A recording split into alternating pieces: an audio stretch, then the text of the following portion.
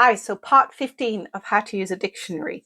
So the next job that a word does is conjunction. So what is a conjunction? It comes from con, together, and junction, to join. So Latin here. Con with, and junction as in to join. Okay? And it's a word here which is used simply to join words or groups of words. And I'm going to just give you the very simple everyday one: and, but, and or. So it's just a word which joins other words, one word, or groups of words. Bill and Tom play. You can sing or dance. You're right, she's tired, but he's wide awake.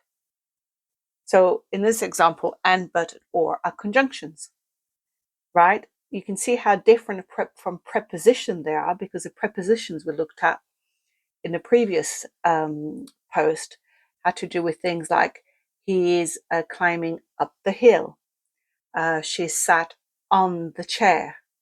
So the preposition here are just joining and showing the relationship. This is different. It's just simply joining groups of words. And I'm going to show you now in the Webster's Dictionary examples of conjunction, not those ones, different ones, and I will show you how it appears in the dictionary. Now, the English language has got a lot of conjunctions, actually, not just the three.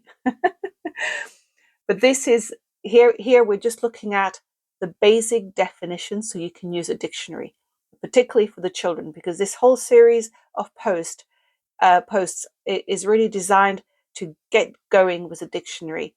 So I've kept it just nice and simple, because it is very simple to just start using a dictionary.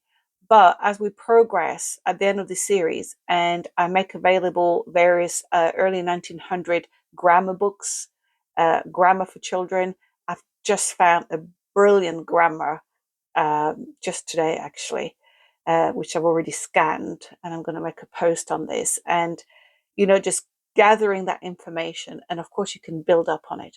But here we're looking at the very basics so that you can get going using a dictionary straight away, and that your children can start using a dictionary as you build up more knowledge. So let's go and have a look at the Webster's. All right, let's have a look at the conjunction now in the Webster's Dictionary. So here we go. Let's have a look at if. So the entry word is if, pronunciation in the parenthesis or brackets, if.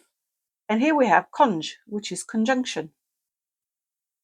In case that, supposing that, if I were you, I'd quit. You could also say I'd quit if I were you. So you see there are two different ideas, and the conjunction simply joins them. That's the simplicity of it. Now I'm going to show you a different conjunction. In fact, I'm going to show you a word which you are very, very familiar with, but which has three different jobs that it can do. And here we go. Here is the word when. Entry word, pronunciation, when, with the H there. And actually, here, conjunction. Can you see that? So it actually can do three different things when. It can be an adverb. So we already discussed what an adverb was, which is a word that describes either a verb, an adjective, or another adverb. And look at the example. The meaning here is at what time. When did they leave? So this is actually describing the leaving. It's saying at what time they left. So it's an adverb. But then we have a conjunction. At what time?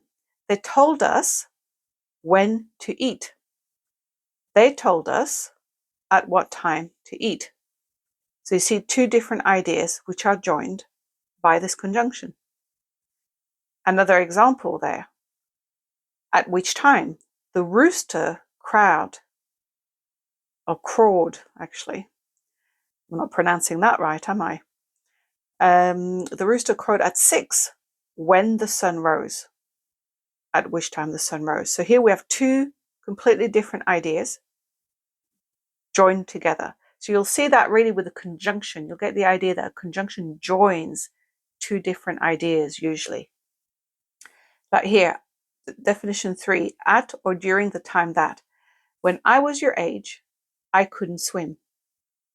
So you could actually turn it around. I couldn't swim when I was your age. So here is joining two ideas. And then when can also be a pronoun. And we've looked at pronoun, and a pronoun here replaces a noun. So let's have a look. What time or which time? Until when will you be here? So here actually it means until what time. And here it's a pronoun. It's replacing a noun, which in this example is time. What time? Until when will you be here? Because you could say until dawn, until sunrise, but it's saying until when. So that's replacing whatever noun. Interesting, isn't it? So here we go. Here's a conjunction. Now we're going to go, the next post is going to be on the last job that a word can do in everything we've looked at.